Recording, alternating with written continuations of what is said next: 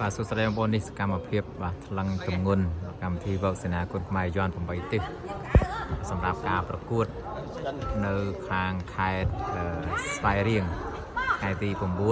ម៉ោង8យប់បាទវគ្គផ្ដាច់ព្រាត់ដណ្ដើមខ្សែក្រវ៉ាត់រឿងឌីណាប៉ះជាមួយនឹងពេជ្រអតិទេពនៅក្នុងនោះគឺមានការប្រកួតគូមិត្តភាពអន្តរជាតិអាមេរិកប៉ះជាមួយនឹងកីឡាករចិននេះបាទហើយមានគូសន្សំបន្ទុកបាទគូ A ជុំទី1ក្នុងប្រភេទទម្ងន់65គីឡូក្រាមបាទចឹងនេះគឺជាសកម្មភាពនៃការថ្លឹងទម្ងន់មកពីស្ថានីយ៍ទូថោន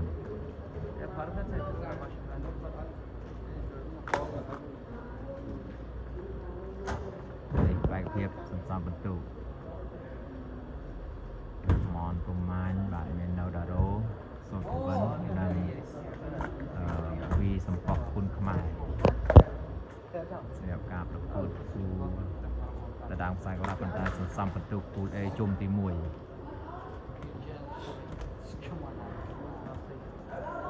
កីឡាករកំពុងតែឡើងទម្ងន់សិនសម្រាប់កីឡាករត្រូវប្រកួតថ្ងៃទី9ខែមីនាឆ្នាំ2025ម៉ោង8យប់ផ្សាយផ្ទាល់ពីស្ថានីយ៍ទូរទស្សន៍ថោនទីតាំងគឺនៅបាទទន្លេវាយគោបាទខេត្តស្វាយរៀងបងប្អូនចាំមើលថាម្ចាស់លេខ1អមមានទឹកប្រាក់48លានរៀលស្មើនឹង$12,000អូអស់ទោះពេជ្រអតិទេពប៉ះជាមួយនឹងរឿងឌីណាយកអ្នកណាគូនេះពេជ្រអតិទេពប៉ះរឿងឌីណា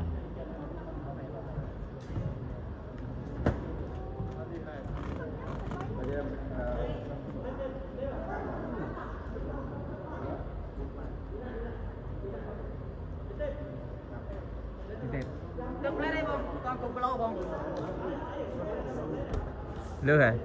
លើមកខំលើមកខំបាទ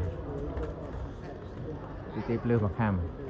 បាទអញ្ចឹងខ្សែក្រវ៉ាត់มันអាចឲ្យលើទេបើលើចាញ់គេស្វ័យវត្តហើយអាទីទេពទៅធ្វើគីឡូទី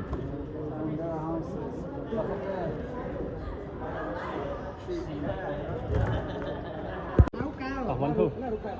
ចូលជួយលេខមើលលុយមែនអាទីទេពលេខមើលលុយ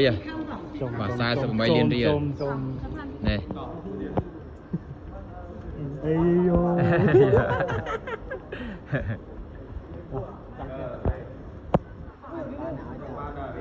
đưa bạn bây giờចាញ់ម្ដងហើយបាទអត់អីទេបងលើនេះនឹងធ្វើបានល្អនេះលើមុន48លានរៀលអាយយមើលណាមទៀតពីណាកន្លែងណាប៉ះទៅជាមួយចិត្តយើងវិញបាទមើលបន្ទូខ្លួនបាទអាទិទេពឆ្ងាញ់កន្លែងណាមើលទៅសំខាន់ហ៊ាននិយាយមើលកម្លាំងវិញយ៉ាងចិត្តទៀតគេស្គាល់កន្លែងយើងហើយយើងស្គាល់កន្លែងគេដែរស្គាល់អស់បងតែអាទិទេពវែកមើលស្នាមបាច់មើលណែណែណែគេត្រាំមើលតែបាត់អីយោតែបាត់មកដល់ពីអ្នកនឹងមកទីណាតាជុំមើលតែបាត់សិនមើលតែបាត់សិនអាំរៀនពុកដកយ៉ាផើបន្តិចផើបន្តិច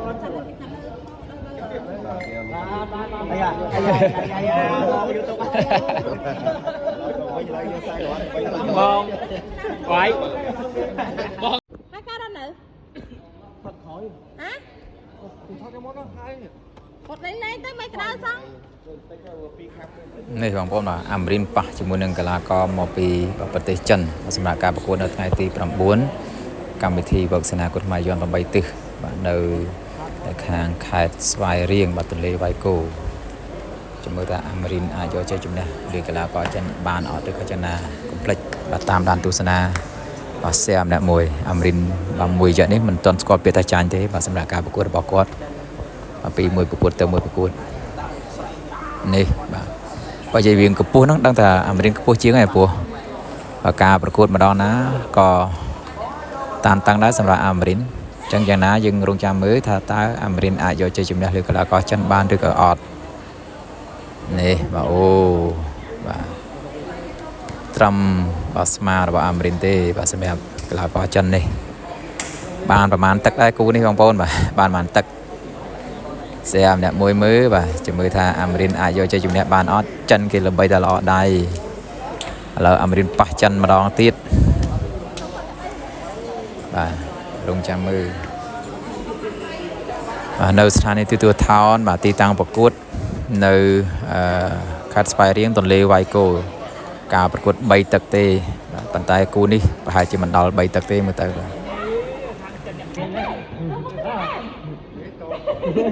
ê mấy phòng mấy về